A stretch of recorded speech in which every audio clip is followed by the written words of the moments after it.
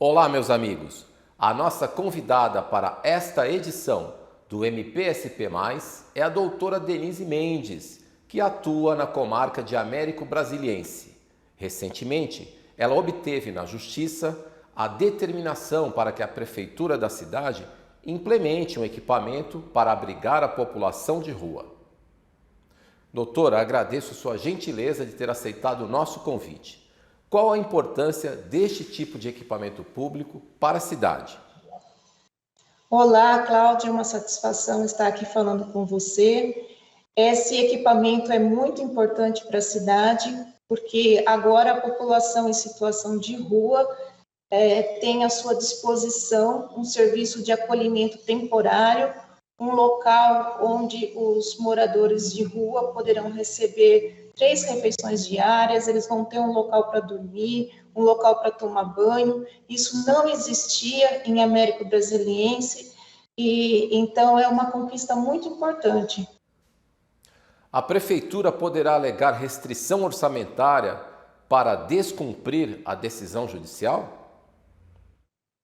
Sim, essa questão, inclusive, já foi alegada no curso da ação, né? E agora está dentro do prazo para recurso, a prefeitura ainda pode recorrer contra essa sentença que determinou a implantação desse serviço de acolhimento temporário, mas essa questão também já foi afastada na sentença, onde o juiz deixou claro que o município dispõe de o orçamento próprio e fontes próprias para se organizar, para se planejar, para atender essa população de rua. Afinal de contas, as pessoas em situação de rua também são cidadãos e também devem ser contemplados, né, e vistos pelo poder público. A Justiça também determinou a realização de um censo trimestral. Por que a senhora pediu isso na ação, doutora?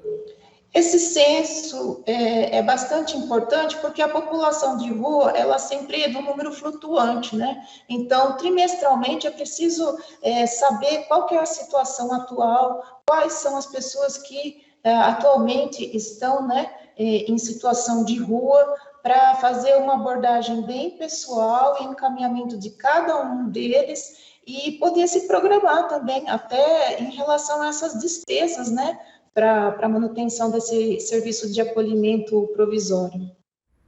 Eu tenho a impressão que essa situação de vulnerabilidade social, que já existia no nosso país, ganhou maior visibilidade agora com a pandemia. Qual que é a sua visão, doutora? Sim, sem dúvida, esse problema é um problema antigo, né? Agora ele ficou mais evidente com a pandemia e também junto com a pandemia a crise social, econômica, o número de desempregados que cresceu, então muitas pessoas estão vivenciando pela primeira vez, né? Essa situação de ter que morar na rua, de estar nessa situação de extrema vulnerabilidade social, né? Mas ele já existia, assim, eu atuo em Américo Brasiliense há 18 anos, eu venho acompanhando, né, um crescimento do número de pessoas em situação de rua. Quando eu cheguei na comarca, era um ou dois que, por algum problema pessoal, estava ali, mas quando a ação foi ajuizada em 2019, no primeiro acolhimento, no primeiro cadastro, nós já tínhamos notícia de 16 pessoas em situação de rua. É um número bastante significativo, né, para uma cidade como Américo Brasiliense, que tem cerca de 40 mil habitantes.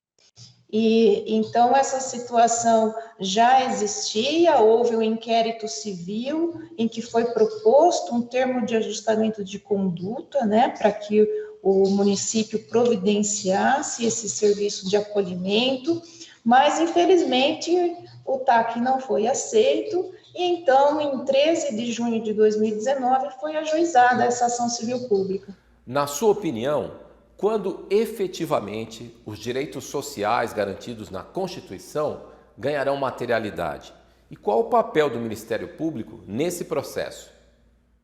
Realmente é uma briga diária, viu, Cláudio? Isso é constante, não é algo que se resolve facilmente, E o papel do Ministério Público é muito importante porque ele representa a voz daqueles que não têm voz na sociedade. Porque você imagina, sem essa ação civil pública, como que esses moradores de rua iriam se movimentar para eles próprios conseguirem alguma medida judicial para conseguir esse acolhimento provisório, né? Então, o Ministério Público é a voz para essas pessoas que não têm voz.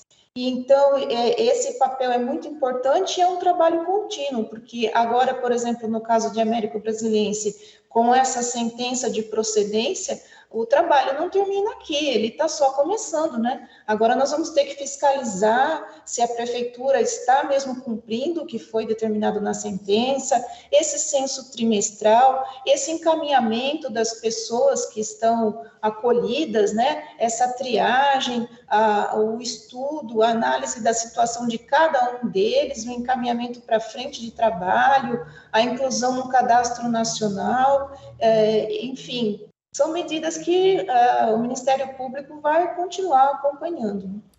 Perfeito. De fato, ainda há muita coisa pela frente.